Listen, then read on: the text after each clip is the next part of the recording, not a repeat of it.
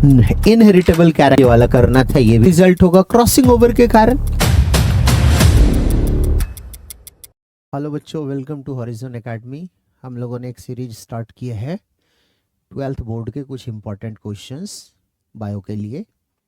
तो पिछले वीडियो में हम लोग प्रिंसिपल ऑफ इनहेरिटेंस के बहुत सारे क्वेश्चन कर लिए थे। बचे हुए कुछ क्वेश्चंस आज हम लोग कर रहे हैं, तो स्टार्ट करते हैं। Mention kind of disease that are likely to occur in human if mutation in gene that codes for an enzyme phenylalanine hydroxylase। तो मैंने इसका नाम बताया था पिछली क्लास में, ये फिनाइल कीटोन यूरिया है। इसी तरीके से क्वेश्चन है कि one sex chromosome is less, तो टर्नर सिंड्रोम में ऐसी बात होती है जो सिर्फ फीमेल में होती है। कैरियोटाइप XXY क्लिनीफेल्टर सिंड्रोम में ऐसा होता है। Mention symptoms of above disease, सबकी सिम्टम मैंने पिछली क्लास में समझा दिया था। तो आगे इंपॉर्टेंट कुछ क्वेश्चंस जो बचे हुए हैं, खास करके पेडिग्री एनालिसिस के, उसे अभी डिस्कस कर रहे हैं हम लोग। तो पेडिग्री एनालिसिस में इस तरीके से पेडिग्री बना दी जाती है। यहां पर जैसे समझाने के लिए कुछ मैंने जीनोटाइप लिख दिया है, लेकिन ये जीनोटाइप हमारे से पूछा जाता है, किसकी जीनोटाइप आप बताइए। तो क्वेश्चन पढ़ लेते हैं हम लोग पहले। Study the given pedigree chart and answer the following. Question ये है नीचे में लिखा हुआ, ये पेडिग्री है। पेडिग्री का मतलब इनहेरिटेंस यदि रिकॉर्ड करके रखा जाए एटलीस्ट 2 जनरेशन की, या उससे ज्यादा भी हो सकता है, सेम फैमिली में, in the form of family tree, इस तरीके से, तो इसे पेडिग्री बोलेंगे। और इसी को एनालाइज करके हमें कुछ क्वेश्चंस के आंसर देने होते हैं। बहुत ही इंपॉर्टेंट है, बोर्ड में भी आता है, और एक साथ 2-3 क्वेश्चंस होते हैं इसमें, कि ये ऐसा बना दिया और 3 क्वेश्चन इस तरीके से लिख दिया। और इसी तरीके के क्वेश्चन नीट में भी आते हैं, तो दोनों जगह ये काम बढ़िया करेगा आपको।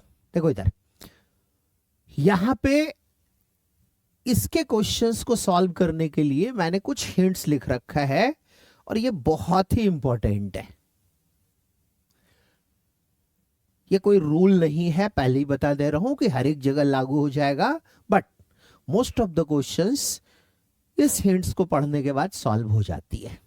जब तक कि हम 10-15 क्वेश्चन प्रैक्टिस ना करें, पेडिग्री एनालिसिस का क्वेश्चन करना थोड़ा मुश्किल है। हिंट्स क्या है ये देखो आप।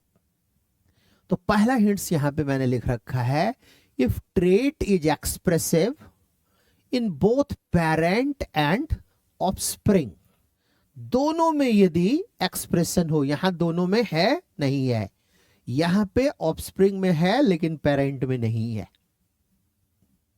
तो ऐसी कंडीशन में क्या होना चाहिए, इसकी भी हिंट्स यहां पे लिखी हुई है। यदि पेरेंट और ऑफस्प्रिंग दोनों में एक्सप्रेशन हो, तो इसे बोलना है कि ये डोमिनेंट जीन की वजह से होता है। लेकिन यदि पेरेंट में एक्सप्रेसिव नहीं हो और ऑफस्प्रिंग में एक्सप्रेसिव हो जाए, तो ये रिसेसिव ट्रेट होता है। रिसेसिव जीन इसके लिए रिस्पॉन्सिबल होती है। Trait not expressive in parent but expressive in offspring, तो इसे क्या बोलेंगे, रिसेसिव। तो इस बेसिस पर हम यहां पे बोल सकते हैं कि जैसे पेरेंट, ये जनरेशन है पेरेंटल जनरेशन, इसमें एक्सप्रेशन नहीं हो रही है, लेकिन ऑफस्प्रिंग में यहां दोनों जगह एक्सप्रेसिव है। इसी तरीके से यदि इस जनरेशन की बात कर ले, मान लेते हैं ये जनरेशन नंबर 1 है, ये 2 है, तो सेकंड जनरेशन में भी हम देख रहे हैं यहां पर थर्ड जनरेशन के लिए जो पेरेंट हो गया, एक्सप्रेसिव नहीं है सेकंड जनरेशन में, और थर्ड में एक्सप्रेसिव हो गई।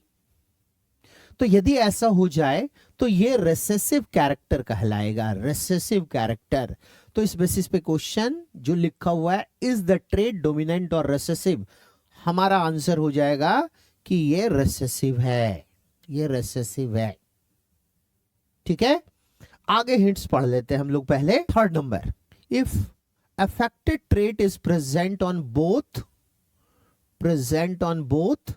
मेल एंड फीमेल ऑफस्प्रिंग, दोनों जगह हो।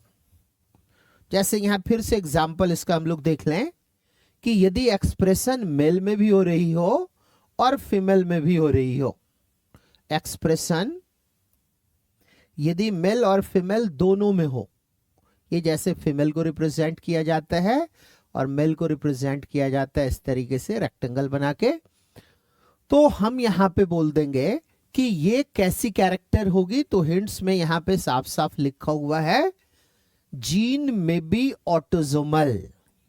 ठीक है, हमारा आंसर हो गया कि वो ऑटोजोमल होगा, तो रिसेसिव ऑटोजोमल कैरेक्टर है, ये पता चल गया। आगे हिंट्स लिखा हुआ है if trait of male parent is transferred to female offspring, या इस तरीके से हो फीमेल पेरेंट की कोई कैरेक्टर मेल ऑफस्प्रिंग में ट्रांसफर हो जाए, तो ऐसी इनहेरिटेंस सेक्स लिंक्ड इनहेरिटेंस होती है और रिस्पॉन्सिबल जीन एक्स क्रोमोसोम पर होगा।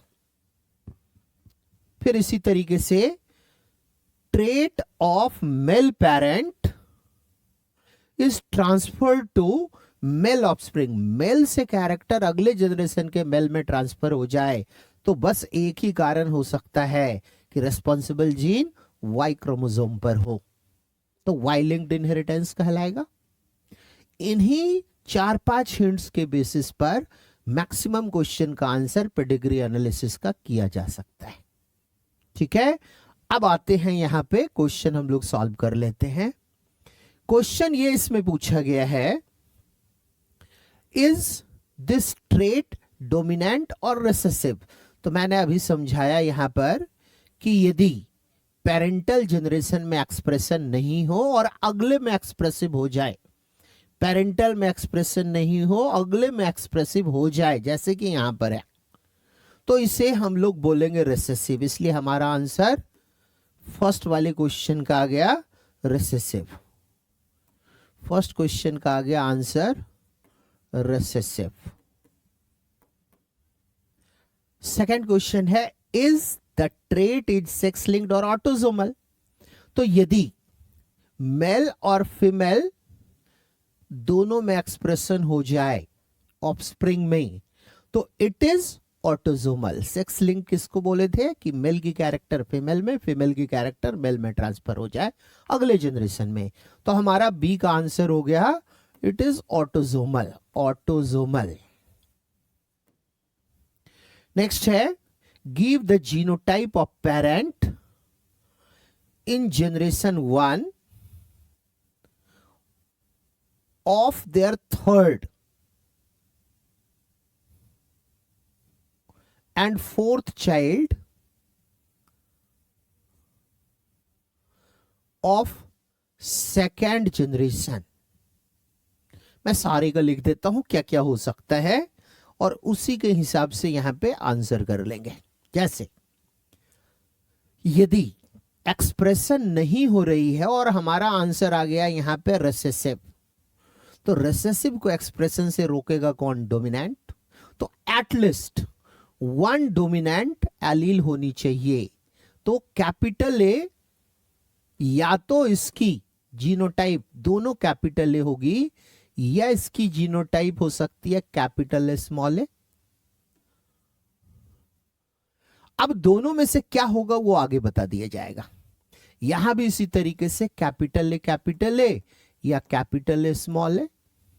स्मॉल ए की एक्सप्रेशन को कैपिटल ए रोक सकता है, लेकिन यदि ये दोनों के दोनों डोमिनेंट एलील होते तो अगले जनरेशन में एक्सप्रेशन कहीं भी नहीं होता। यहां एक्सप्रेशन हो रहा है, इसका मतलब ये हो गया कि ये हेटेरोजाइगस कंडीशन वाली सही है और ये गलत है। यहां भी यही करेंगे हम। तो हमें पता चल गया पेरेंटल जनरेशन में कैपिटल ए स्मॉल ए है। ठीक है, जनरेशन 1 का हमने कर दिया। अब बताना है हमें third and fourth child of second generation. Second generation ये है, तो ये हो गया फर्स्ट चाइल्ड, ये हो गया सेकेंड चाइल्ड, नंबर हम लोग इस तरीके से लिख लें, फर्स्ट, सेकंड, थर्ड, फोर्थ, और इसकी नंबरिंग भी कर सकते हो। मैं सबके लिए लिख देता हूं। यदि ऑटोसोमल रिसेसिव है तो जितना भी एक्सप्रेसिव वाला इंडिविजुअल है वो स्मॉल ए वाला होगा, स्मॉल ए स्मॉल ए स्मॉल ए स्मॉल ए। ठीक है, ये तो पता चल गया। अब एक्सप्रेशन नहीं हो रही है तो इसका मतलब ये फर्स्ट वाले की जीनोटाइप या तो कैपिटल ए या तो कैपिटल ए स्मॉल ए होगी। ये क्लियर एक्सप्लेन नहीं कर सकते हम लोग। ऐसा ही यहां भी इस वाले जनरेशन की बात कर लें तो दो ऑप्शन है, capital A capital A small A. अब दोनों में क्या करेक्ट होगा, तो यहां बताया जा रहा है थर्ड जनरेशन में एक्सप्रेसिव है कैरेक्टर, अफेक्टेड है, तो इसका मतलब दोनों एलील स्मॉल ए वाली होगी, यानी कि पेरेंट में कम से कम दोनों में एक एक स्मॉल ए होगा। तो यहां पर इसलिए ये वाली बात गलत हो गई और एक्सप्रेशन ये हेटेरोजाइगस कंडीशन के कारण नहीं हो पा रही है सेकेंड जनरेशन में इस पेरेंट की। और इसकी एक स्मॉल ए एलील इस वाले के small A, capital A small A होगा इसका भी, ये यहां पर ऑटोसोमल रिसेसिव कंडीशन में एक्सप्रेसिव हो जाएगी। तो ये पेडिग्री एनालिसिस में इस तरीके से क्वेश्चन का आंसर करते हैं हम लोग। कुछ और भी क्वेश्चंस देख लेते हैं इसके, जैसे यहां पर है, study the pedigree given below showing the inheritance pattern of human trait and answer the questions. पहला क्वेश्चन है इसमें, give the genotype of parent showing in generation 1 and of son and daughter shown in generation 2। Generation 2 फिर से मैं सबकी बता दे रहा हूं, लेकिन जब इस तरीके से क्वेश्चन आ जाए कि जीनोटाइप बतानी है हमें जनरेशन 1 की, तो इसका मतलब ये हो गया कि इन दोनों का पहले तो बता देना है। अब बोला जा रहा है son and daughter son in generation 2, तो दो ही है, मतलब इन दोनों का बता देना है, इन दोनों का बता देना है। तो कर लेते हैं, लेकिन इसके पहले हम लोग इसको समझते हैं कि कैरेक्टर कैसी है, ऑटोसोमल है या सेक्स लिंक्ड है, किस तरीके की कैरेक्टर है, डोमिनेंट है या रिसेसिव है। तो डोमिनेंट रिसेसिव को कैसे चेक करते हैं, पेरेंट और ऑफस्प्रिंग दोनों में एक्सप्रेशन हो जाए कैरेक्टर की तो डोमिनेंट, लेकिन पेरेंट में एक्सप्रेसिव ना हो और ऑफस्प्रिंग में एक्सप्रेसिव हो जाए तो ये जनरली हो सकता है रिसेसिव टाइप की। तो यहां पर ऐसा ही कंडीशन है कि ये वाला कंडीशन में एक्सप्रेशन नहीं हो रहा है और अगले जनरेशन में एक्सप्रेशन हो गया, लेकिन एक्सप्रेशन यहां पर सिर्फ फीमेल में दिखाया गया है, लेकिन अब आगे की जनरेशन में एक्सप्रेशन मेल की भी दिखा दिया।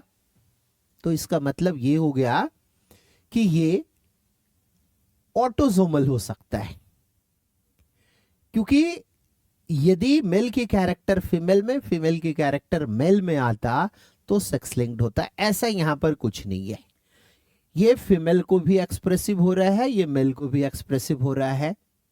तो हमारा इस क्वेश्चन का आंसर हो गया कि सबसे पहले ये कैरेक्टर जो यहां प्रेजेंट है ये ऑटोसोमल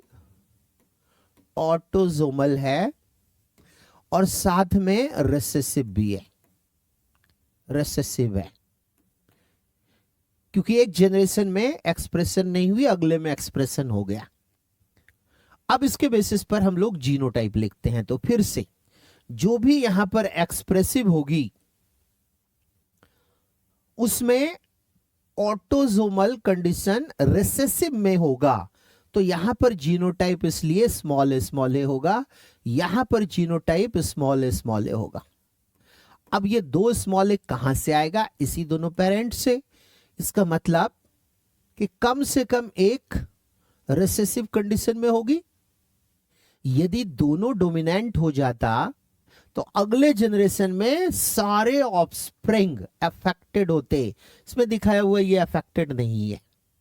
ठीक है, इसका मतलब ये हो गया कि यहां पर ये हेटेरोजाइगस वाली कंडीशन पेरेंट में होगी, हेटेरोजाइगस वाली कंडीशन इस पेरेंट में होगी, तभी ये दोनों पॉसिबल है। अब यहां से अगले जनरेशन में एक्सप्रेशन नहीं हो रही है, तो इसकी जीनोटाइप हम क्लियरली नहीं बता सकते कि ये कैसा वाला होगा, क्योंकि इसकी स्मॉल ए तो एक आई और ये वाला कैपिटल ए, हो सकता है यहां से आ जाए, हो सकता है यहां से आ जाए, तो नहीं बता सकते क्लियरली। लेकिन नेक्स्ट जैसे यहां पे हमें पता चल गया कि ये मेल एक्सप्रेसिव नहीं है, लेकिन अगली जनरेशन एक्सप्रेसिव हो गई, तो स्मॉल ए में से कम यहां भी तो एक स्मॉल ए होगा ही। अब एक्सप्रेशन नहीं हो रही है, इसका मतलब यहां डोमिनेंट एलील भी है, तो इसकी जीनोटाइप हमने लिख दिया। और यहां भी इसी तरीके की जीनोटाइप होगी, कैपिटल ए स्मॉल ए, तभी यहां से ये दो स्मॉल ए मतलब रिसेसिव वाली एलील आपस में कंबाइन करके एक्सप्रेसिव हो जाएगी, जबकि यहां एक्सप्रेसिव नहीं है। फिर से वही बात, इसकी जीनोटाइप क्लियरली हम नहीं बता सकते कि कैसा होगा। ये दोनों होमोजाइगस डोमिनेंट हो सकता है या हेटेरोजाइगस कंडीशन में हो सकती है। ठीक है, तो ये हमने जीनोटाइप लिख दिया सारे का। अब इसकी नंबरिंग जैसे हम लोग बोल रहे हैं सेकेंड जनरेशन, यानी हमें आंसर जो करना था एक तो ये वाला और एक ये वाला, और इन दोनों की जीनोटाइप लिखनी थी, हमने लिख दिया। बी क्वेश्चन में है give the genotype of daughter son in generation 3।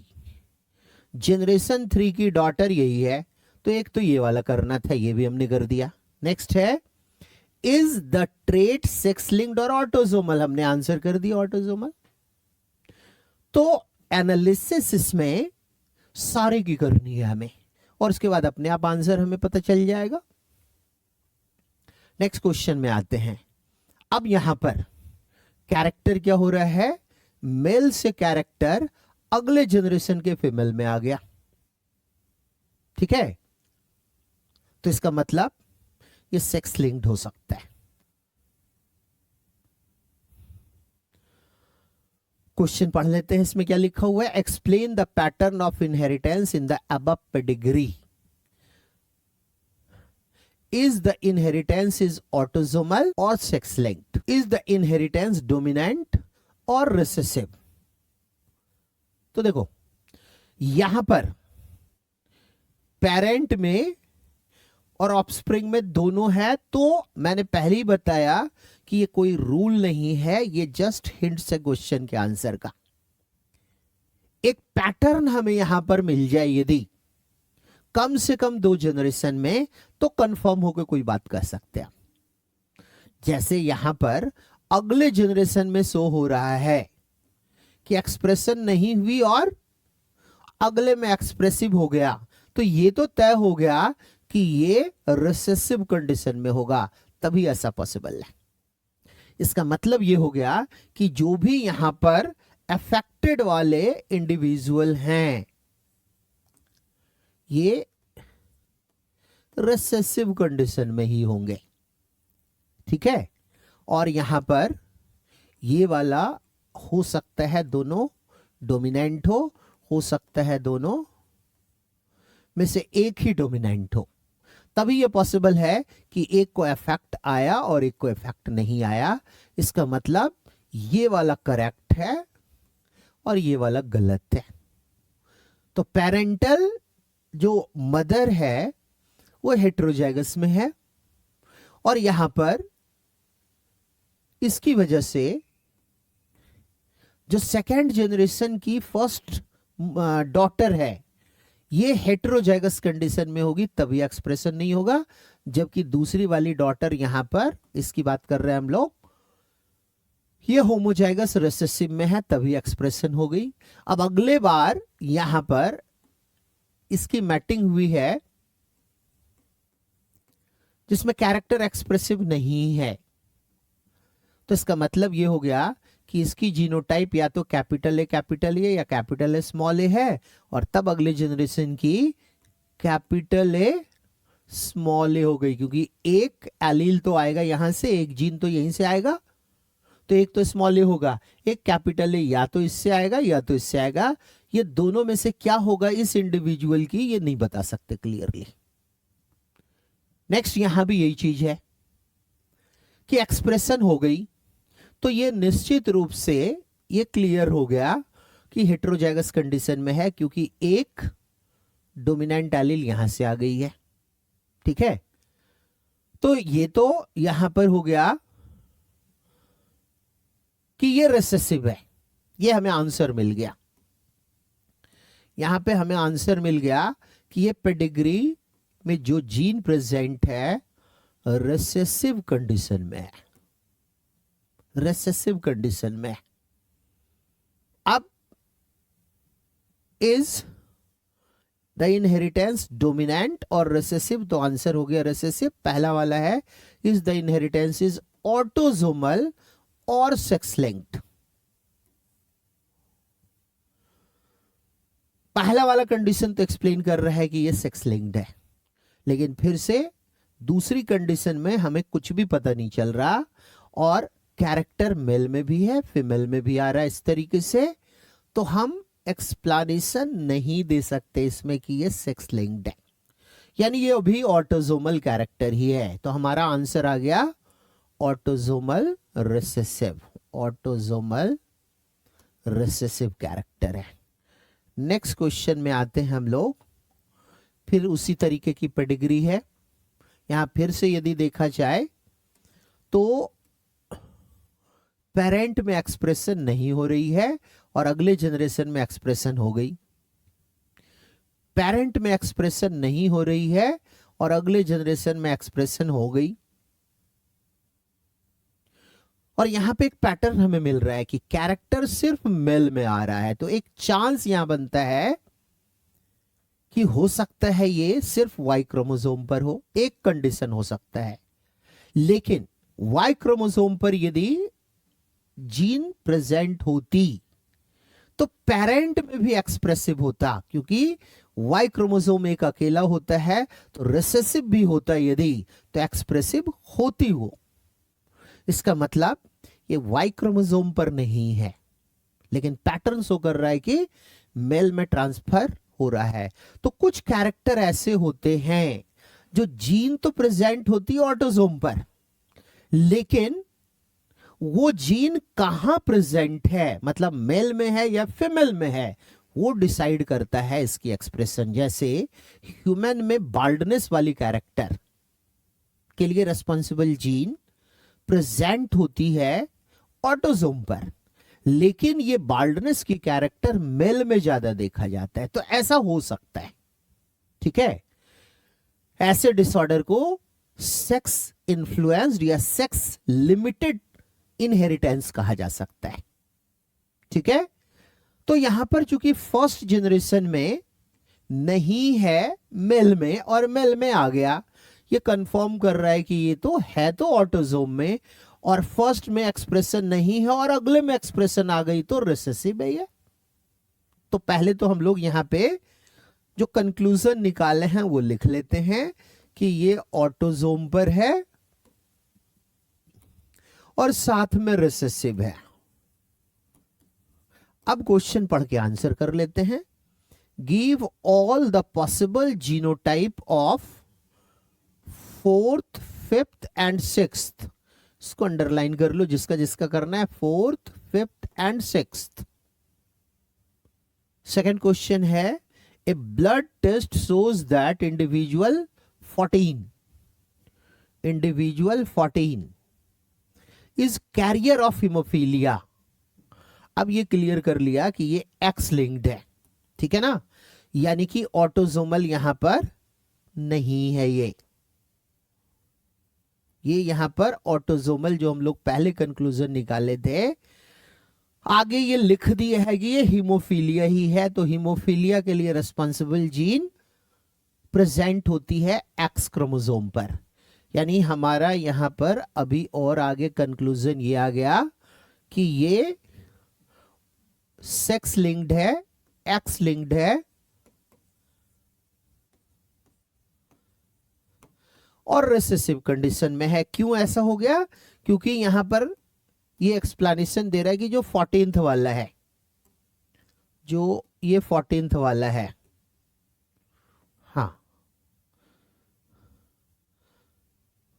Carrier of the haemophilia है and 15th member has recently married with 14th। यहां पर ये लिख लेते हैं हम लोग कि ये 14th वाला जो है कैरियर ऑफ हीमोफीलिया है और एक्स लिंक्ड है, यानी कि यहां पर जो 14 की जीनोटाइप होगी, एक यहां पर रिसेसिव एलील होगी हीमोफीलिया के लिए रिस्पॉन्सिबल, तो इसकी जीनोटाइप हम लोग एक्स, एक तो डोमिनेंट होगा जिस कारण से इसकी एक्सप्रेशन नहीं हो पाई, और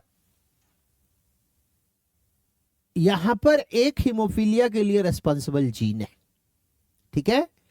और बोल रहे हैं ये एक नॉर्मल मेल से इसकी मैरिज हो गई है, नॉर्मल मेल से मैरिज हो गई है। ये वाला है नॉर्मल मेल जिसमें एक्स क्रोमोसोम यहां पर डोमिनेंट कंडीशन में होगा, तभी इसकी एक्सप्रेशन नहीं हुई, ठीक है। Recently married with 14th, 15th वाला 14 के साथ मैरिज हुई।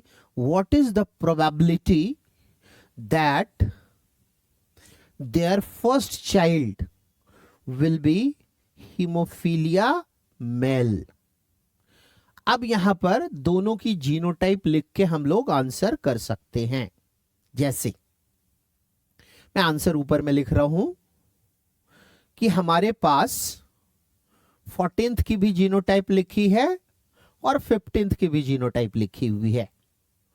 14th की जीनोटाइप है एक्स और XH, तो इसके दो गैमीट जो हमारे पास बने X और XH, और मेल की हो गई XY नॉर्मल, दो गैमीट इसकी भी हो गई X एंड Y। अब इसको पनेट स्क्वायर में बनाना ज्यादा अच्छा है, हम लोग मेल एंड फीमेल गैमीट को पनेट स्क्वायर में लिख लेते हैं। कोशिश करना चाहिए इस तरीके के क्वेश्चन का आंसर करने के लिए पनेट स्क्वायर में। यदि मेल गैमीट लिख लें तो यहां पे X और Y है, और फीमेल गैमीट इसमें एक तो यहां पर हीमोफिलिक वाला जीन है, तो ये फीमेल तो नॉर्मल होगी, ये वाला मेल भी नॉर्मल होगा, ये फीमेल कैरियर हो जाएगी, और एक मेल होगा जो कि हीमोफिलिक होगा। तो 4 में से 1 मेल हीमोफिलिक है यहां पर। तो ऑफस्प्रिंग की बात यदि हम कर लें तो 25% में मेल जो होगा वो हीमोफिलिक होने का चांस है। अब एक बार क्वेश्चन फिर से पढ़ते हैं। क्वेश्चन ये है, a blood test shows that individual 14 is carrier of haemophilia, 15th member has recently married with 14. What is the probability that their first child will be hemophilic male? तो फर्स्ट चाइल्ड ये 4 different type के हो सकते हैं, और 4 में से एक की प्रोबेबिलिटी है ये हीमोफिलिक होगी। इसका मतलब ये हो गया कि 1/4 इसकी प्रोबेबिलिटी है कि ये हीमोफिलिक मेल होगा। 4 में से 1 यानी 25, इसी को परसेंट के टर्म में बात कर ले हम लोग तो 25% मेल जो है हीमोफिलिया होगा, ठीक है। ऑफस्प्रिंग टोटल में 25%। कभी कभी कैलकुलेशन सिर्फ मेल के बीच में बोला जाए कि जैसे ये 2 मेल है, इस 2 मेल में कितने मेल ऐसे होंगे जो हीमोफिलिक होंगे, तो 2 में से 1 मेल, तब आंसर हो जाएगा इसका 50%। लेकिन यहां क्वेश्चन में क्या दिया हुआ है, फर्स्ट चाइल्ड, इसका मतलब हमारे से क्वेश्चन में बोला जा रहा है कि इन चार में से किसके बारे में बताया जा रहा है कि ये हीमोफिलिक होगी। तो 4 में से 1, इसलिए हमारा आंसर आ गया 1/4। ठीक है ना। इन क्वेश्चन और दूसरे तरीके से भी आ सकता है। अब यहां पे फर्स्ट वाले पार्ट में दिया हुआ है 4, 5th और 6th की जीनोटाइप बतानी है। तो अब एक एक करके जीनोटाइप मैं सारे का लिख दे रहा हूं। यहां पर यदि ये हीमोफिलिक हो गया है और मेल नॉर्मल है तो नॉर्मल मेल की यहां पर XY लिखेंगे और सेकेंड वाले की X और XH होगी, हीमोफिलिक है। और इस कारण से यहां पर 5th वाले की बात यदि हम कर लें तो 5th में निश्चित रूप से XH और Y होगा, तभी हीमोफिलिया हो सकता है। 11th में भी ऐसा ही होगा, XH और Y। और 13 में भी ऐसा ही होगा, XH और Y। ठीक है। अब यहां से ये वाला XH, ये वाला XH यहां आ गया और यहां से Y आ गया। अब क्वेश्चन में यह पूछ रहा है 4th और 6th की भी बतानी है। तो पहले 4th की बात कर लें कि यहां से फिर से 11th में हीमोफिलिक बन रहा है, यानी ये फीमेल 4th वाली कैरियर ऑफ द डिजीज होगी, क्योंकि 3rd एक नॉर्मल है मेल, तो नॉर्मल मेल की जीनोटाइप तो XY लिख लेंगे और 4th वाली कैरियर होगी यानी XH होगी। तभी ये पॉसिबल है कि यहां से XH के साथ Y आ जाए। और ये 10th वाला फिर से नॉर्मल बन गया। अब 6th की बात करते हैं। तो यहां पे फर्स्ट वाले में, अच्छा ये है क्या मेल और एक्सप्रेशन नहीं हो रही है, तो इसका मतलब साफ है कि X क्रोमोसोम 6th में एक नॉर्मल वाला आया है और इसके साथ Y की कॉम्बिनेशन है। तो जो ये क्वेश्चन दिया हुआ है 4th, 5th, 6th की, तो 4th की जीनोटाइप यहां पर हो गई, मैंने लिख दिया है 4th की जीनोटाइप XH, 5th की genotype XH and Y, 6th की जीनोटाइप XY होगी।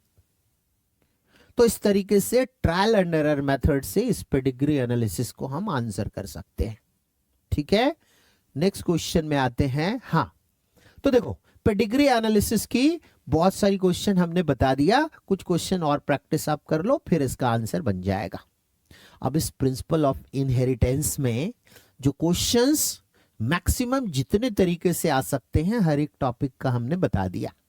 अब यहां पे 2 टॉपिक मुझे अलग से थोड़ा सा समझा देना है, इंपॉर्टेंट क्वेश्चन, कि सीधा सीधा क्वेश्चन आ जाता है कि क्रोमोसोमल थ्योरी ऑफ इनहेरिटेंस के बारे में लिखिए आप। तो chromosomal theory of inheritance explain किया था सटन एंड बोवेरी ने, सटन एंड बोवेरी ने। ठीक है। और इसने क्या बताया था, इसने बोला था कि क्रोमोसोम और जीन ये दोनों पेयर्स में होते हैं डिप्लॉयड ऑर्गेनिज्म में, जबकि गैमीट फॉर्मेशन के समय या बोलेंगे हैप्लॉयड ऑर्गेनिज्म में ये क्रोमोसोम और साथ में आप बोल सकते हो जीन, ये सिंगल सेट में आ जाता है। लेकिन जब फर्टिलाइजेशन से वापस ये डिप्लॉयड ऑर्गेनिज्म की फॉर्मेशन करेगा तो फिर से डबल सेट में क्रोमोसोम और जीन आ जाएगी। इसके अलावा ये एक्सप्लेन इस तरीके से करता है कि क्रोमोसोम एक व्हीकल की तरह है जिसके ऊपर जीन पैसेंजर की तरह लोड होकर एक जनरेशन से दूसरे जनरेशन में उसी फॉर्म में ट्रांसफर हो जाती है। इसी को यदि पॉइंट वाइज जैसे 3 मार्क्स के क्वेश्चन आ गए तो 3-4 पॉइंट हम लोग यहां पे लिख सकते हैं कि जो क्रोमोसोम है इसके ऊपर प्रेजेंट जो जीन है वो डिसाइड करता है कि ट्रेट बोलते हैं हम लोग ऑल्टरनेटिव फॉर्म ऑफ कैरेक्टर को। ठीक है।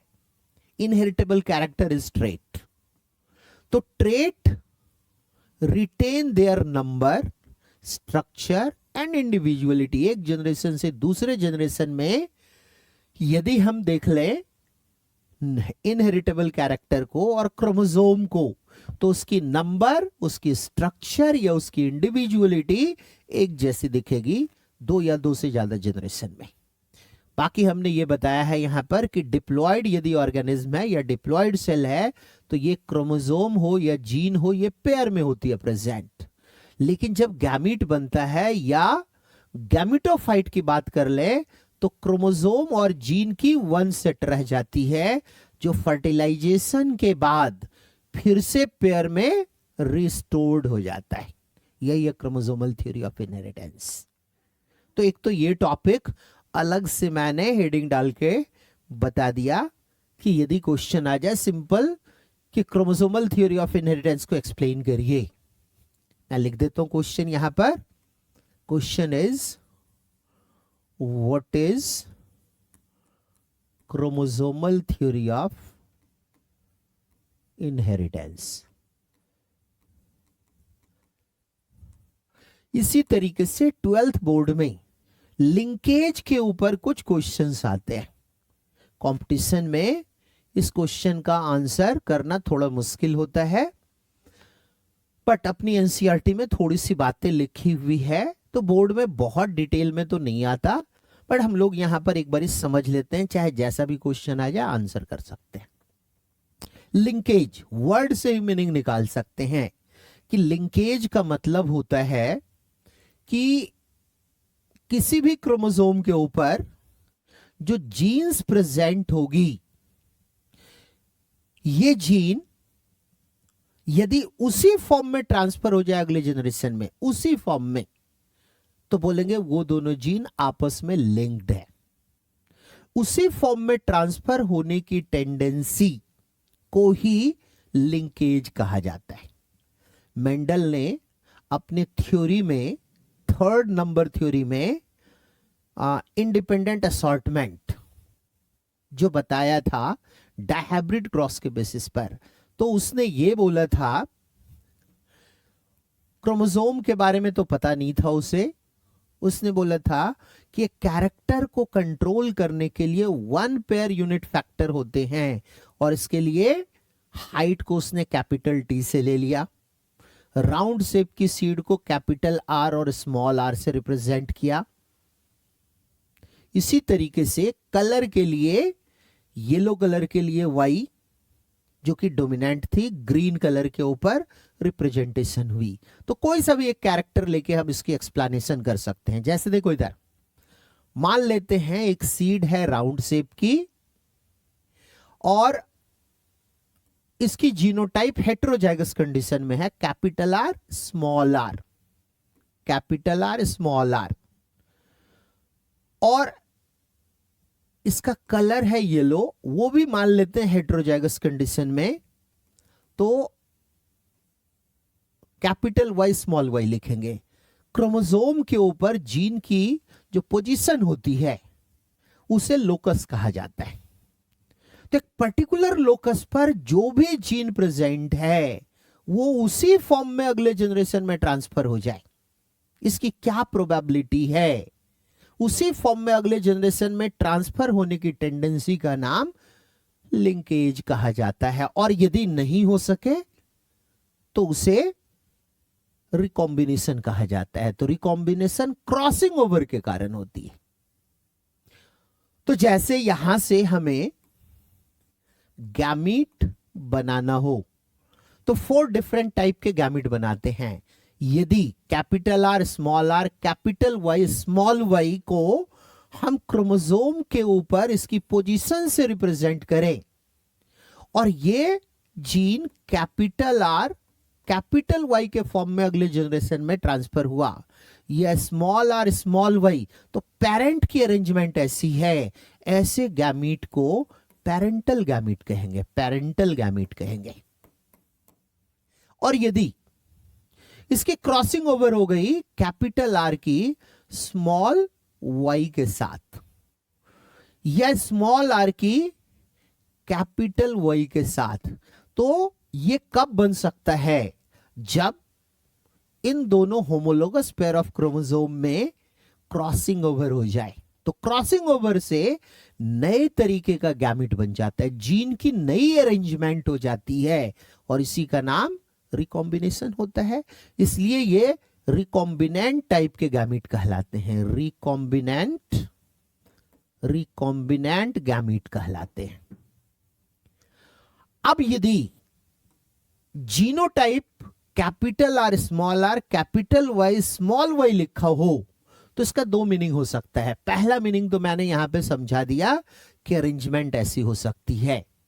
दूसरा इसका मीनिंग ऐसे भी समझ सकते हैं कि जैसे यहां पर क्रोमोसोम के ऊपर जो जीन प्रेजेंट है कैपिटल आर के साथ हो सकता है स्मॉल वाई भी हो, या स्मॉल आर के साथ कैपिटल वाई हो, तो अगले जनरेशन में जो गैमीट बनेगी इसके पेरेंटल, यहां जो मैंने पहले कंडीशन बताया था इससे डिफरेंट होगा। यहां पे parental capital R capital Y small Y है, लेकिन यहां की पेरेंटल कंडीशन अब बदल जाएगी। यहां की पेरेंटल कंडीशन हो गई कैपिटल आर के साथ स्मॉल वाई, क्योंकि जीन जो रिप्रेजेंट हो रहा है क्रोमोसोम पर उसी फॉर्म में यदि ट्रांसफर हो जाए अगले जनरेशन में तो वो ऐसा ही होगा, या स्मॉल आर कैपिटल वाई, ये कहलाएगा अब पेरेंटल टाइप। और रिकॉम्बिनेंट इसकी हो जाएगी capital R capital Y small Y, ये हो गया इसका रिकॉम्बिनेंट।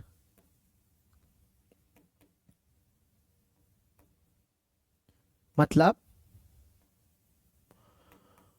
हम पहले से प्रेडिक्शन नहीं कर सकते कि क्या होगा, डोमिनेंट वाला जीन है एक साथ या रिसेसिव वाला एक साथ है। ये कंडीशन जब तक हमें पता नहीं है इस जीनोटाइप से कुछ नहीं बताया जा सकता है। तो इसका मतलब ये हो गया कि मेंडल ने जो बोला था लॉ ऑफ इंडिपेंडेंट असॉर्टमेंट में कि किसी दो अलग अलग कैरेक्टर की जो यूनिट फैक्टर होती है, अलग अलग वाली यूनिट फैक्टर, अलग अलग का मतलब ये हो गया कि आर और वाई एक दूसरे के ऊपर डिपेंड नहीं करता कि आर वाला कहां जाएगा, कैपिटल आर जहां जाएगा कैपिटल वाई वहीं जाए, ऐसा कोई जरूरी नहीं है। लॉ ऑफ इंडिपेंडेंट असॉर्टमेंट में ये बोला था। लेकिन लिंकेज इसका उल्टा है। यदि यहां पर लिंकेज हो गई है तो आर जहां जाएगा कैपिटल वाई भी वहीं जाएगा, यानी कि ये एक्सेप्शनल कंडीशन है लॉ ऑफ इंडिपेंडेंट असॉर्टमेंट का। Linkage is an exception of law of independent assortment, law of independent assortment.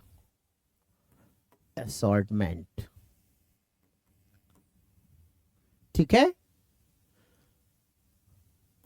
मतलब कि जब गैमीट की फॉर्मेशन होती है क्रोमोसोम से मियोसिस के बाद, तो उस क्रोमोसोम के ऊपर प्रेजेंट जीन उसी फॉर्म में ट्रांसफर हो भी सकते हैं और नहीं भी हो सकते हैं। यदि उसी फॉर्म में ट्रांसफर हो गए तो नाम लिंकेज, उसी फॉर्म में ट्रांसफर नहीं हुए तो नाम हो जाएगा कि रिकॉम्बिनेशन हो गई इसकी।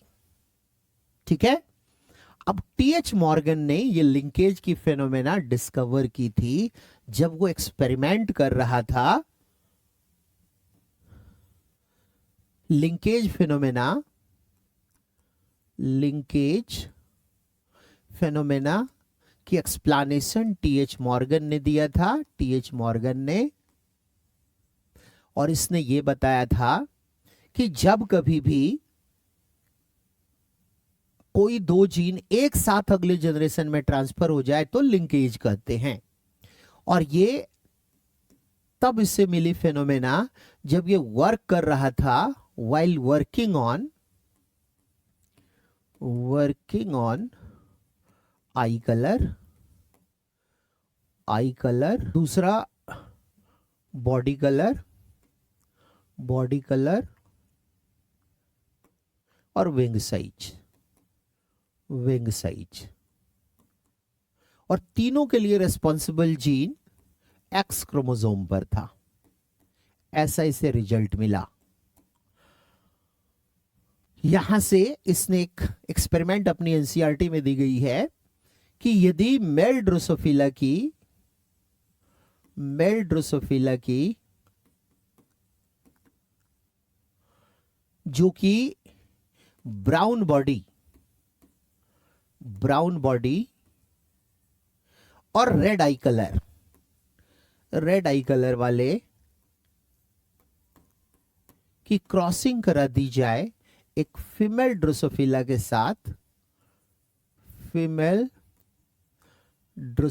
के साथ जिसकी बॉडी कलर येलो है, येलो बॉडी, एंड व्हाइट आई वाले के साथ, व्हाइट आई के साथ। तो यहां पर ब्राउन बॉडी जो है ये डोमिनेंट है ओवर येलो बॉडी कलर और red I is dominant over white I colour. तो F1 जनरेशन में यहां पर जैसे मेंडल ने डोमिनेंट कैरेक्टर लिया था प्योर लाइन वाला, यदि तो अगले जनरेशन में हेट्रोजाइगस कंडीशन में उसे पेरेंटल डोमिनेंट वाली कैरेक्टर ही मिली। यहां ऐसा नहीं था। यहां पर मेल की कैरेक्टर फीमेल में, फीमेल की कैरेक्टर मेल में मिल गई। जब कभी भी इस तरीके का इनहेरिटेंस पैटर्न होता है तो इसी से पता चलता है कि रेस्पॉन्सिबल जीन एक्स क्रोमोसोम पर है, सेक्स लिंक्ड है।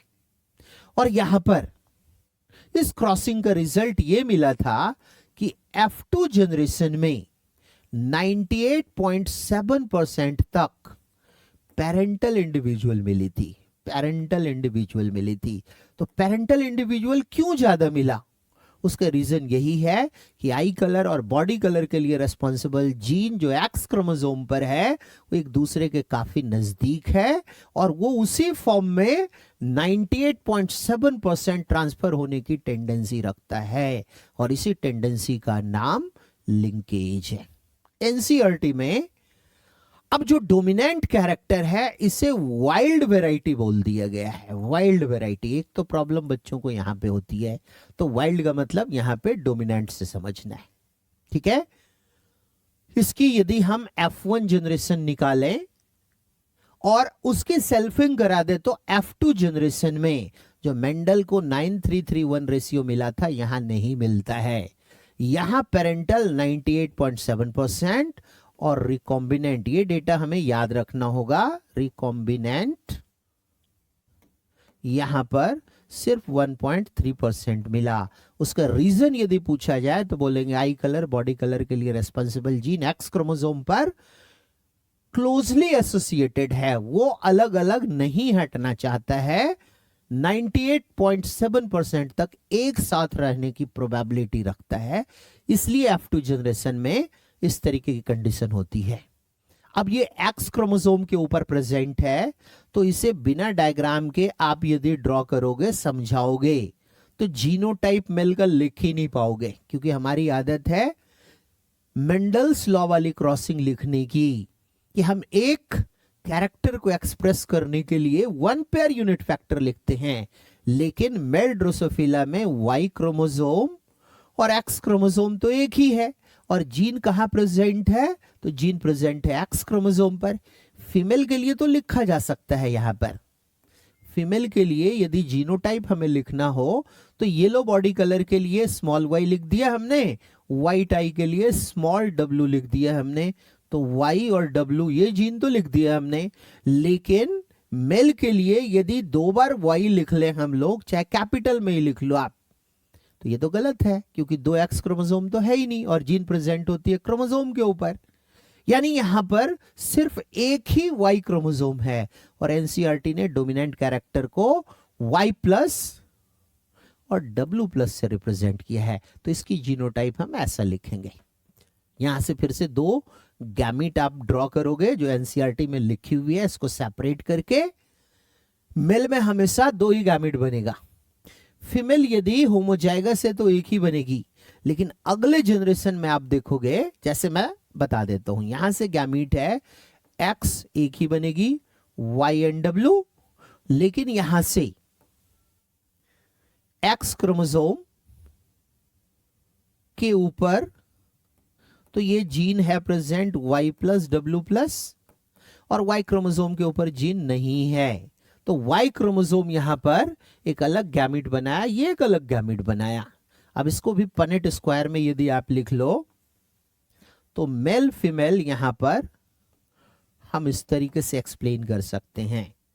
मान लेते हैं ये मेल और ये फीमेल गैमीट है, तो फीमेल गैमीट तो एक ही टाइप की है और वो है वाई डब्ल्यू, वाई डब्ल्यू, और यहां पर ये है एक्स वाला वाई प्लस डब्ल्यू प्लस,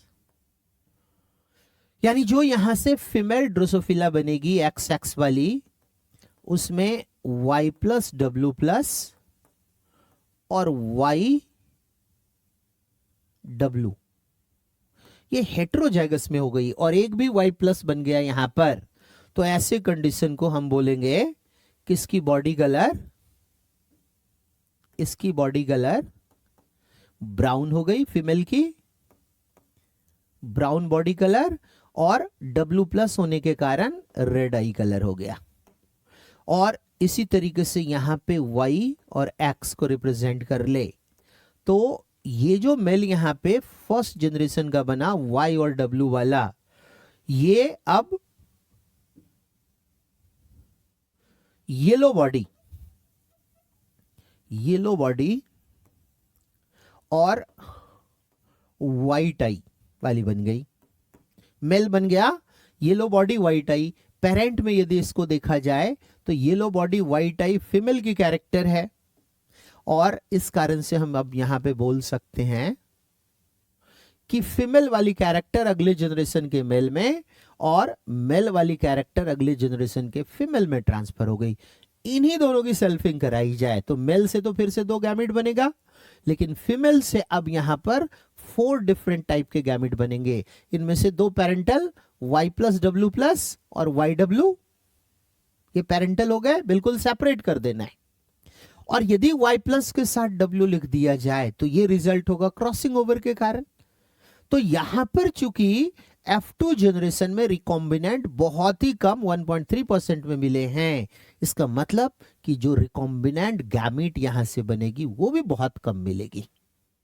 ठीक है, तो यदि 100% पेरेंटल टाइप मिल जाता तो इसको बोला जाता है कंप्लीट लिंकेज, लेकिन पेरेंटल के साथ साथ यदि रिकॉम्बिनेंट भी मिले थोड़ा तो इसे हम बोलते हैं इनकम्प्लीट लिंकेज। तो अपनी एनसीईआरटी में जो 2 एग्जाम्पल दिया हुआ है वो दोनों के दोनों इनकम्प्लीट लिंकेज के एग्जाम्पल दिए हुए हैं।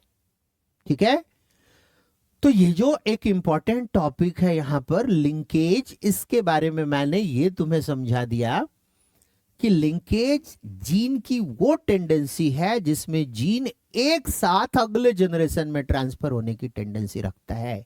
फिर से एक बार बता रहा हूं, एनसीईआरटी में थोड़ी प्रॉब्लम होती है क्रॉसिंग देखने में, उसमें जहां जहां वाइल्ड वैरायटी लिखा हो हर एक जगह आप डोमिनेंट लिख दो, इसके बाद समझने की कोशिश करो, जैसा कि मैंने यहां पे बता रखा है कि आप कैसे गैमेट बनाओगे समझ में आ जाएगा। ठीक है, तो ये principle of inheritance and variation के सारे टॉपिक हमने कवर कर दिए, जहां से कि क्वेश्चन आने की संभावना है, चांस है। अब हम लोग इसमें कुछ मल्टीपल चॉइस क्वेश्चन सॉल्व कर लेते हैं। जैसे ए प्लांट विथ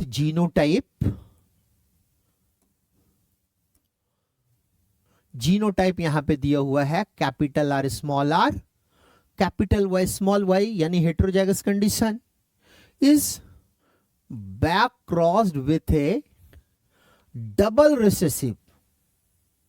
अच्छा, डबल रिसेसिव का मतलब हो गया स्मॉल आर स्मॉल वाई, और खुद प्लांट कैसा है capital R capital Y small Y. तो ये बोल तो दिया है बैक क्रॉस, बट ये एक स्पेशल टाइप की बैक क्रॉस है, जब कभी भी डबल रिसेसिव से क्रॉस कराया जाए, और ऐसे स्पेशल टाइप के बैक क्रॉस का नाम टेस्ट क्रॉस होती है। ये टेस्ट क्रॉस है सही मायने में, और टेस्ट क्रॉस में रिजल्ट जो होता है डायहाइब्रिड क्रॉस का 1:1:1:1, यानी पेरेंटल और रिकॉम्बिनेंट एक जैसे रेशियो में बनते हैं। मोनोहाइब्रिड में ये क्रॉस की रेशियो 1:1 की होती है। तो अब क्वेश्चन पढ़ते हैं आगे और उसमें आंसर करते हैं। हाँ, back crossed with a double recessive parent accordingly which of the following phenotype बोल रहा है। Phenotypic and genotypic ratio, genotype तो सेम होगा जो मेंडल ने क्रॉस किया था उसमें। एक बार इसको बना के देखते हैं। Genotypic ratio comes up in next generation. तो यहां से एक गैमिट बनेगी, यहां से 4 गैमिट बनेगी, मतलब 4 डिफरेंट टाइप के इंडिविजुअल बनेंगे। और टेस्ट क्रॉस में फिनोटिपिक और जीनोटिपिक दोनों रेशियो एक बराबर होती है, दैट इज 1:1:1:1।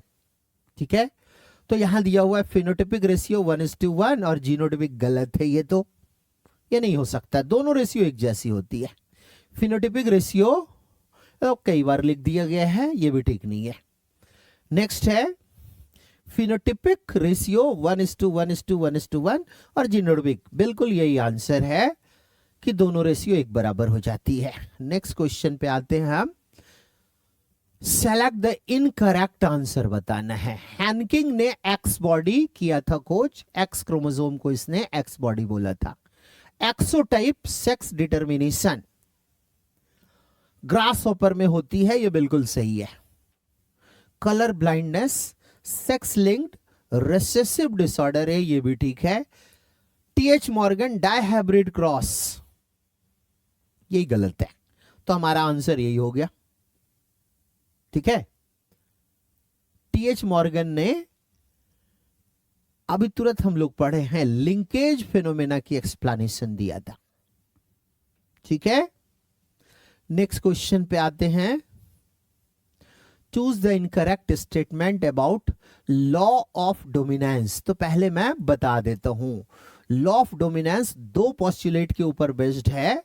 पिछले वीडियो में भी मैंने समझाया था, एक बार फिर से बता देता हूं कि कोई भी एक कैरेक्टर 1 पेयर यूनिट फैक्टर से कंट्रोल होती है, ये पहला स्टेटमेंट है। दूसरा पोस्टुलेट इसका ये है कि जब कभी भी वो दोनों यूनिट फैक्टर हेटेरोजाइगस कंडीशन में रहे, हेटेरोजाइगस कंडीशन में, तो उसकी इंटरमिक्सिंग नहीं होती है, दोनों में से कोई एक ही एक्सप्रेसिव होता है। जो एक्सप्रेसिव होगा वो डोमिनेंट, जो एक्सप्रेसिव नहीं हुआ हेटेरोजाइगस कंडीशन में, तो उसे हम रिसेसिव कहते हैं। यही है लॉ ऑफ डोमिनेंस।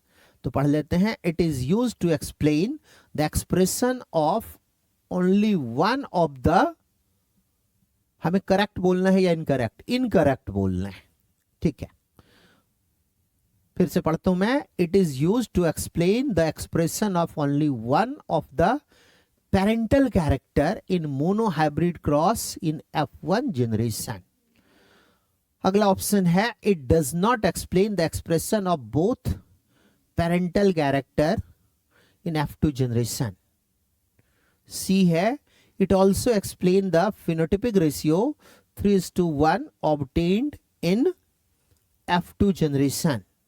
और फोर्थ है it states that characters are controlled by discrete unit called factor. ये तो पहला स्टेटमेंट यही है, तो डी तो सही है। सी ऑप्शन में है it also explain the phenotypic ratio of 3:1। नहीं, ये नहीं कर सकता, ये लॉ ऑफ सेग्रीगेशन से होती है। ये प्रेजेंट तो होती है, इंटरमिक्सिंग नहीं होता है, और अगले जनरेशन में प्योर फॉर्म में गैमिट बनती है। ये लॉ ऑफ सेग्रीगेशन एक्सप्लेन करता है। ठीक है, इसलिए इसका आंसर हम लोग सी कर लेंगे। बाकी दोनों एक्सप्लेनेशन है कि ये बताता है कि F1 जनरेशन में कोई एक ही कैरेक्टर की एक्सप्रेशन होगी। बी में है it does not explain the expression of both parental character in F2 generation. ठीक है, ये नहीं बताता है, ये सेग्रीगेशन बताता है, तो ठीक है ये भी, और सी गलत है। Next, map unit on linkage map can not be relied upon to calculate physical distance on chromosome for which of the following reason. पहले लिंकेज मैप और मैप यूनिट क्या होती है इसको समझ लेते हैं। तो एक क्रोमोसोम को यदि ग्राफिकली एक लीनियर लाइन में रिप्रेजेंट किया जाए और इस लाइन के ऊपर डिफरेंट जीन की रिलेटिव पोजीशन के अनुसार उसके जीन को रिप्रेजेंट कर दिया जाए, कि मान लेते हैं यहां पे ए है, यहां पे बी जीन है, सी है या डी जीन है, तो इसी का नाम होता है लिंकेज मैप या क्रोमोसोमल मैप। और इन जीन के बीच की डिस्टेंस को सेंटीमॉर्गन में नापा जाता है, सेंटीमॉर्गन में। ठीक है, ये तो बात हो गई कंसेप्ट की। अब यहां पे क्वेश्चन एक बार और देख लेते हैं। मैप यूनिट, इसी को बोलेंगे कि ए और बी के बीच की डिस्टेंस कितनी है, मैप यूनिट कहलाता है। On linkage map, linkage map मैंने ये बताया, can not be relied upon to calculate physical distance on chromosome for which of the following reason. Option है the relationship between recombination frequency and map unit is different in every individual. नहीं, यहां पर क्या करते हैं हम लोग कि ए और बी के बीच की डिस्टेंस कितनी है, यदि इसको देखना है हमें, तो रिकॉम्बिनेंट्स की नंबर से कैलकुलेट करते हैं।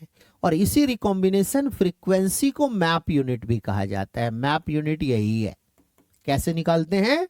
नंबर ऑफ रिकॉम्बिनेंट्स लिख लेते हैं, number of recombinants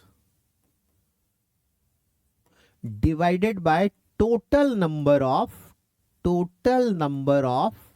offspring into 100। और इस तरीके से रिकॉम्बिनेशन फ्रीक्वेंसी निकल जाती है, और जितनी रिकॉम्बिनेशन फ्रीक्वेंसी निकलेगी उसी को हम मैप यूनिट के टर्म में सेंटीमॉर्गन, ये सेंटीमीटर नहीं है, सेंटीमॉर्गन के टर्म में एक्सप्लेन कर सकते हैं। तो ऑप्शन दूसरा है physical distance between genes change during the course of cell cycle. नहीं, ये फिक्स होता है, ये फिक्स होता है। ठीक है, कि इनके बीच की डिस्टेंस इतनी होगी। हमें आंसर इसमें रीजन बताना है, विच of the following reason map unit on linkage map can not be relied upon to calculate physical distance on chromosome for which of the following reason। तीसरा ऑप्शन है linkage map distance are identical between male and female। Yes, ये gene की character है। Next, frequency of crossing over varies along length of chromosome. Yes, जितना ज्यादा distance होगा इस gene के बीच की, क्रॉसिंग ओवर होने का चांस वहां पर उतना ज्यादा होगा, और इस कारण से रिकॉम्बिनेंट उतनी अधिक बनेगी, रिकॉम्बिनेशन फ्रीक्वेंसी या मैप यूनिट भी उसका इतना ज्यादा ही होगा। मतलब क्रॉसिंग ओवर हम बोल सकते हैं डिस्टेंस जीन के बीच की जितनी ज्यादा होती है, क्रॉसिंग ओवर होने का भी चांस उतना ज्यादा होता है। इसलिए हमारा आंसर डी इसमें करेक्ट है। नेक्स्ट आते हैं हम लोग, mother and father of a person with O blood group. अच्छा, मदर की भी है और फादर की भी है O blood group, have A and B blood group. एक minute, mother and father of a person. अच्छा, क्वेश्चन ये दिया हुआ है कि किसी एक पर्सन का mother and father with O blood group have A and B blood group respectively. What would be the genotype of both mother and father? Question फिर से पढ़ लो.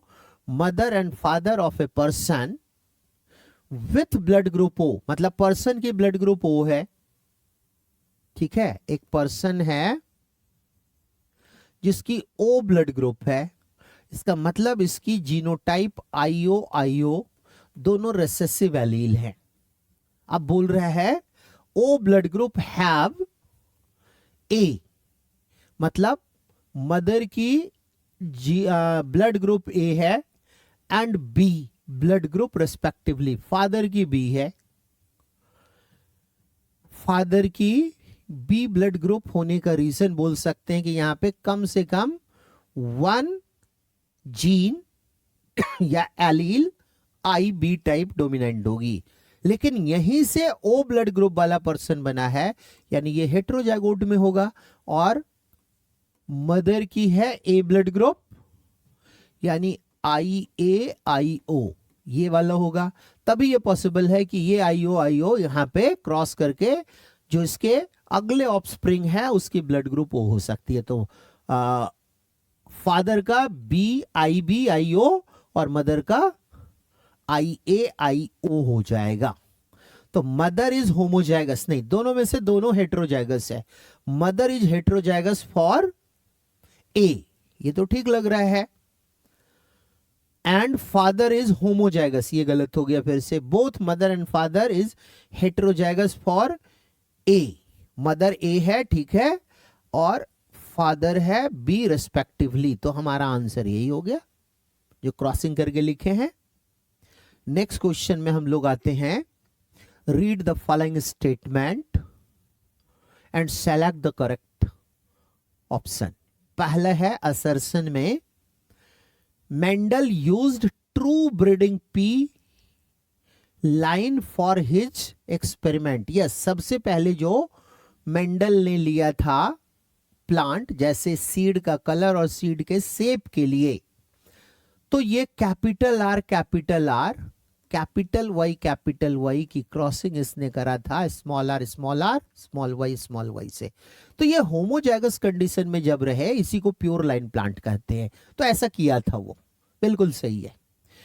A true breeding line is one that has undergone continuous self pollination. Yes, self pollination से ही इसको बनाया जा सकता है. इसी को बोलते हैं कि प्योर लाइन के प्लांट हैं. तो दोनों स्टेटमेंट सही है. Mendel used true breeding P line of his experiment, बिल्कुल सही है. ए ट्रू ब्रीडिंग, अब इसकी एक्सप्लेनेशन दे रहा है ये. A true breeding line is one that has undergone continuous self pollination. Yes, self pollination से ही बनाया जा सकता है इसको. तो एक्सप्लेनेशन भी है इसका, इसलिए हमारा आंसर यहां पर ए होगा. नेक्स्ट क्वेश्चन में आते हैं.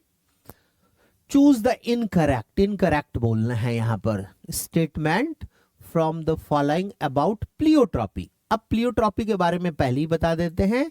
लास्ट वीडियो में भी मैंने इसको एक्सप्लेन किया था कि जब कभी भी कोई वन जीन वन से ज्यादा कैरेक्टर को कंट्रोल करे तो इसी का नाम है प्लियोट्रॉपी. अब देखते हैं. In pleiotropy a single gene produces more than one effect. यही तो आंसर है. अच्छा, इनकरेक्ट बोलना है इसमें, ये तो करेक्ट हो गया. बी में है starch synthesis in P seed is controlled by one gene.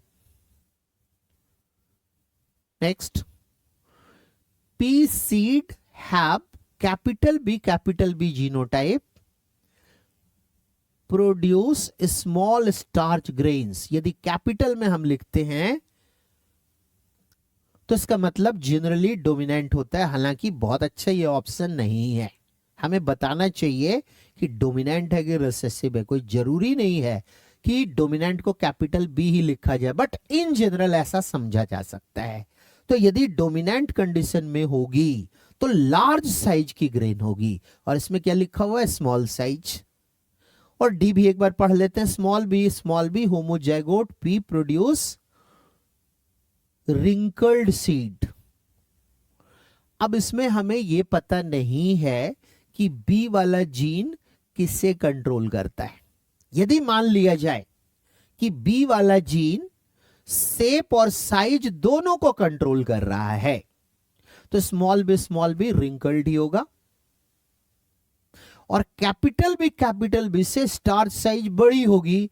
इसलिए आंसर इसमें ए बी और डी सही है स्टेटमेंट, लेकिन इनकरेक्ट बताना है, इसलिए हमारा आंसर यहां पर सी हो जाएगा कि कैपिटल बी से यहां पे लार्ज साइज के सीड ग्रेन बनेंगे और यहां पे स्मॉल बताया जा रहा है।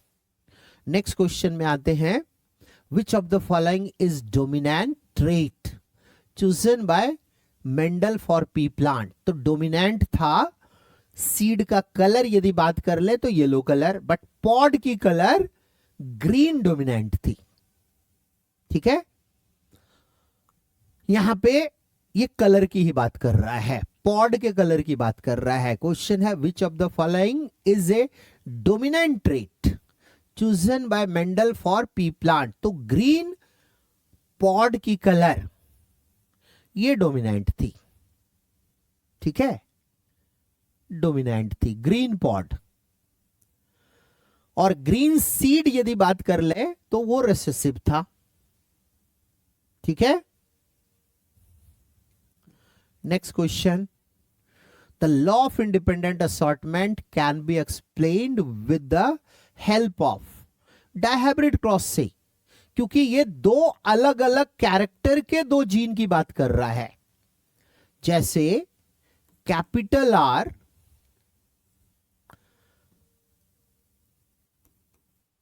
वाई के ऊपर डिपेंड नहीं करता है गैमीट फॉर्मेशन के लिए।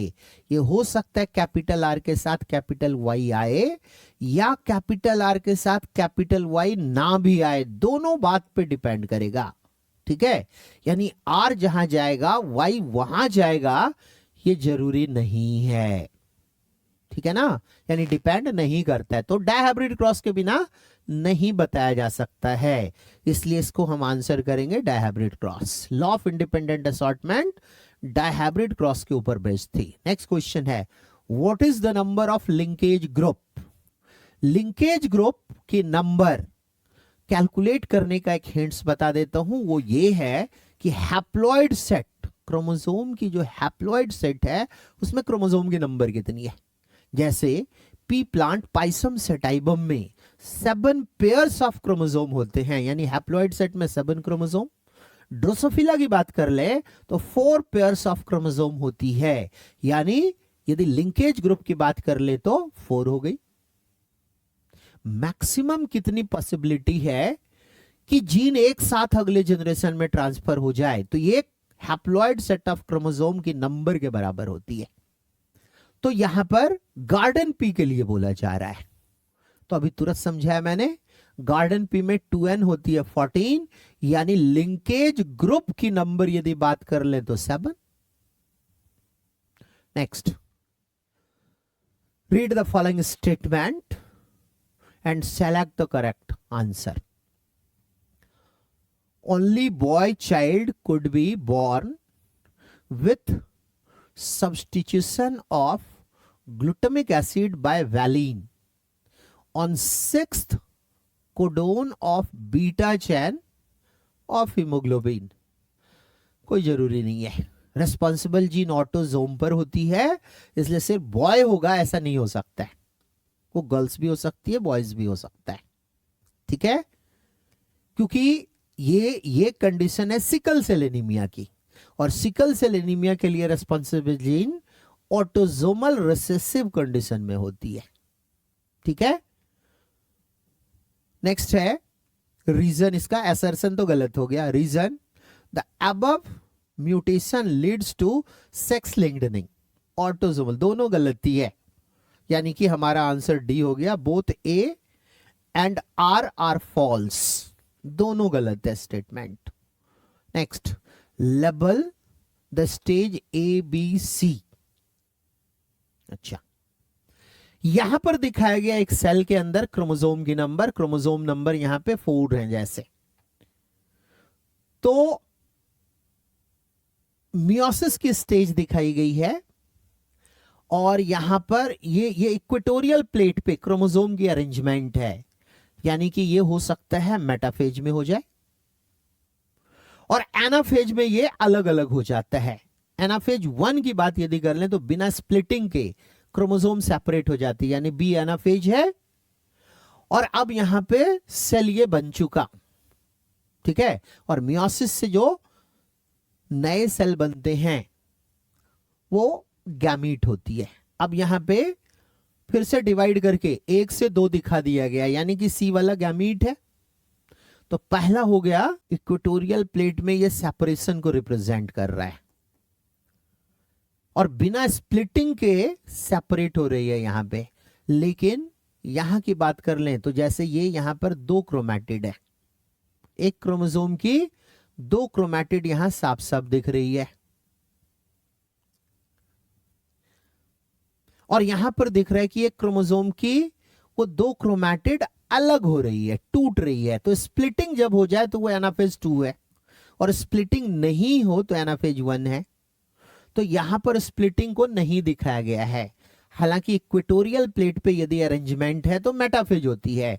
और जब इसकी मूवमेंट स्टार्ट हो जाए, ठीक है, मूवमेंट स्टार्ट हो जाए क्रोमोसोम की, तो एनाफेज ऑप्शन में यहां पर मेटाफेज का है ही नहीं, तो हम इसको बोल सकते हैं कि ये मूवमेंट हो गया होगा शायद शुरू, यानी ये एनाफेज कंडीशन को रिप्रेजेंट कर रहा है। ऑप्शन के अकॉर्डिंग बात कर ले तो एनाफेज 1 है ये ए वाला और यहां पर एक क्रोमोसोम की 2 क्रोमैटिड दोनों तरफ से टूट रही है, यानी ये वाला एनाफेज 2 है और यहां पे 4 सेल्स बन गए, यानी कंप्लीट हो गई मियोसिस 2। तो मियोसिस 2 से जर्म सेल बन जाता है, यानी कि एनाफेज 1 ए, एनाफेज 2 बी और यहां से जर्म सेल बन गई, यानी फर्स्ट ही आंसर है। नेक्स्ट क्वेश्चन पे आते हैं। पेडिग्री एनालिसिस अभी तुरंत समझे थे कि यदि हमारे पास एक्सप्रेशन पेरेंट में भी हो और ऑफस्प्रिंग में भी हो तो चांस यहां से बन सकता है, जरूरी नहीं है कि वो डोमिनेंट वाला हो, ठीक है। और यदि मेल की कैरेक्टर फीमेल में ट्रांसफर हो जाए तो सेक्स लिंक्ड हो सकता है, लेकिन ऊपर वाले में देख ले तो मेल से मेल में ट्रांसफर हो रहा है, तो अब इसकी बिना जीनोटाइप लिखे हम आंसर नहीं कर सकते हैं। तो यदि मान लिया जाए ये सेक्स लिंक्ड है, हीमोफीलिया या कलर ब्लाइंडनेस मान के इसे कर ले, तो फीमेल है नॉर्मल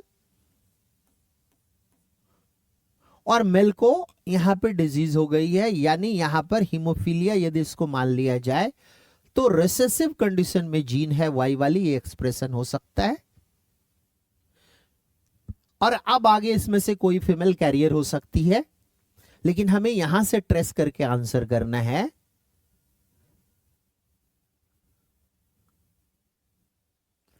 कि मेल डिजीज्ड हो गया है, मेल यहां पे डिजीज्ड हो गया है। तो निश्चित रूप से यहां पर कोई एक कैरियर फीमेल होगी, तभी ये कंडीशन यहां पे सेटिस्फाई होगा कि ये एक्स एच और ये वाला वाई क्रोमोसोम यहां पे आके लगा। अब बोला जा रहा है कि ये फिर से फीमेल को डिजीज हो गई, तो सेक्स लिंक्ड इनहेरिटेंस में कॉमन कंडीशन हम देखते हैं कि दोनों का दोनों रिसेसिव एलील यदि ना हो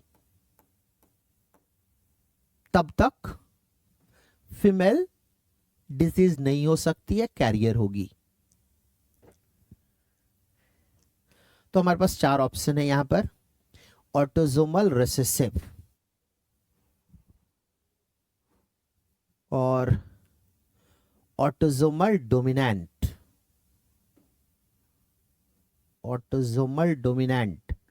एक्स लिंक्ड डोमिनेंट और एक्स लिंक्ड रिसेसिव। मेल वाली फीमेल में कैरेक्टर जानी चाहिए, तब हो सकता है ये, लेकिन यहां ऐसा है नहीं। मेल से मेल में, मेल से फीमेल में। तो अभी थोड़ी देर पहले हम लोग डिस्कस किए थे यहां पर कि ऐसे कंडीशन में डोमिनेंट एलील तो है कि पेरेंट भी अफेक्टेड, अगला जनरेशन भी अफेक्टेड, पेरेंट भी अफेक्टेड, अगला जनरेशन भी अफेक्टेड, लेकिन इफेक्ट मेल में भी हुई और फीमेल में भी हुई, इसलिए ऑटोसोमल डोमिनेंट बोला। This condition is autosomal dominant. Next आते हैं मिराबिलिस जलापा। ये 4 o'clock प्लांट होती है, इसमें इनकम्प्लीट डोमिनेंस होती है। ये flower red colour, pink colour हो जाती है हेटेरोजाइगस कंडीशन में, और व्हाइट कलर हो जाती है होमोजाइगस रिसेसिव में।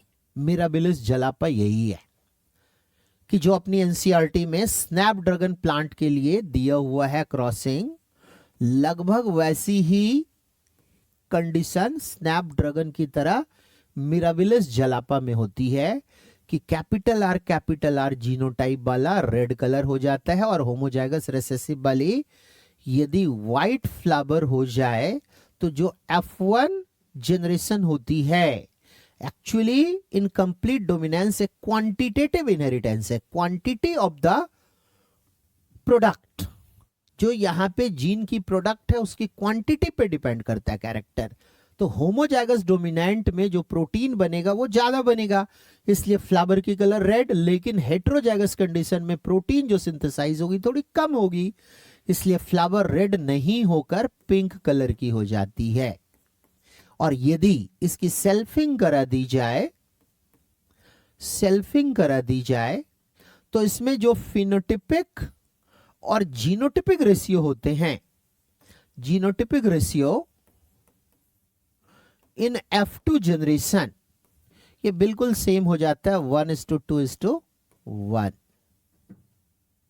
ठीक है, तो हमारे से क्वेश्चन क्या पूछा जा रहा है एक बार पढ़ लेते हैं। In Mirabilis jalapa the percentage of plant having pink and red flower would be dash when pink flowered plant is, अच्छा टेस्ट क्रॉस्ड है, टेस्ट क्रॉस्ड है।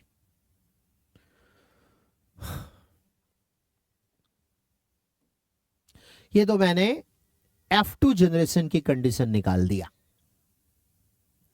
अब यहां पर क्वेश्चन में ये है, in Mirabilis jalapa the percentage of plant having pink and red flower would be dash when pink flowered का मतलब ये हो गया कि कैपिटल आर स्मॉल आर है pink flower, plant is test cross का मतलब हो गया स्मॉल आर, ये व्हाइट वाली है। तो अब यहां से 2 गैमीट कैपिटल आर, और इसके एक गैमीट बन जाएंगे स्मॉल आर, तो कैपिटल आर, ये वाली व्हाइट और ये वाली पिंक बन जाएगी। ये 1:1 रेशियो में मिलेगा। तो पिंक वाला जो यहां पे मिलेगा 50% में मिलेगा, और रेड वाला मिलेगा ही नहीं। ठीक है, पिंक यहां पे 50% मिल गया और रेड वाला नहीं मिला। आंसर हम इसलिए सी कर लेंगे। ठीक है, बाकी सब में रेड है, इसलिए गलत आंसर है। और एक क्वेश्चन और लास्ट में देख लेते हैं हम लोग। Make the correct option with respect to monosomy. Actually क्या होती है, क्रोमोसोम डिप्लॉयड ऑर्गेनिज्म में डायजोमिक कंडीशन में होती है कि जैसे हम बोले फर्स्ट क्रोमोसोम कितनी है तो 2 है, 21st क्रोमोसोम कितनी है तो 2 है। तो ये सारे क्रोमोसोम 2-2 नंबर में प्रेजेंट होती है, इस कंडीशन को बोल देते हैं डायजोमी। और मोनोजोमी का मतलब हो गया कि किसी कारण से, हो सकता है नॉन डिसजंक्शन ऑफ क्रोमोसोम एक कारण रहे, तो नॉन डिसजंक्शन ऑफ क्रोमोसोम के कारण किसी एक क्रोमोसोम की कमी हो जाए तो इसी कंडीशन को हम बोल देते हैं मोनोजोमी। तो अपने सिलेबस में Turner syndrome monosomy of sex chromosome के कारण होती है। ठीक है, तो यहां पे ये टर्नर सिंड्रोम दिया हुआ है, यही हमारा आंसर है। Klinefelter syndrome trisomy of sex chromosome in male में होती है 2a plus XXY condition. Down syndrome होती है trisomy of 21st chromosome, trisomy of 21st chromosome. और मोनोजोमी होती है टर्नर सिंड्रोम में, जिसमें फीमेल के अंदर ये डिसऑर्डर होती है, chromosomal configuration 2a plus XO हो जाती है। यानी टोटल नंबर ऑफ क्रोमोसोम की बात कर ले तो 2a ये हो गया 44 क्रोमोसोम प्लस X एक क्रोमोसोम हो गया, तो यहां पर टोटल नंबर ऑफ क्रोमोसोम 45 हो जाती है, 46 की जगह 45 हो जाती है। और हीमोफीलिया ऑटोसोमल रिसेसिव डिसऑर्डर है, यह मोनोजोमी या डाइजोमी के कारण नहीं होती है, ये जीन म्यूटेशन के कारण होती है, ये मेंडेलियन इनहेरिटेंस है। और बाकी सारे में क्रोमोसोमल इनहेरिटेंस की बात कर रहे हैं हम लोग। तो ये हम लोग यहां पर बहुत सारे मल्टीपल चॉइस क्वेश्चन भी डिस्कस कर लिए, और इससे पहले हम लोग जितने भी डिफरेंट टाइप के टॉपिक्स में क्वेश्चन आने की प्रोबेबिलिटी थी वो सारे डिस्कस कर लिए। तो प्रिंसिपल ऑफ इनहेरिटेंस, यदि ये 2 वीडियो आपने देख लिया तो आपके बोर्ड लेवल के सारे क्वेश्चन सॉल्व हो जाएंगे। अब अगले वीडियो में हम फिर से मिलते हैं नेक्स्ट चैप्टर के साथ, तब तक के लिए बाय बाय।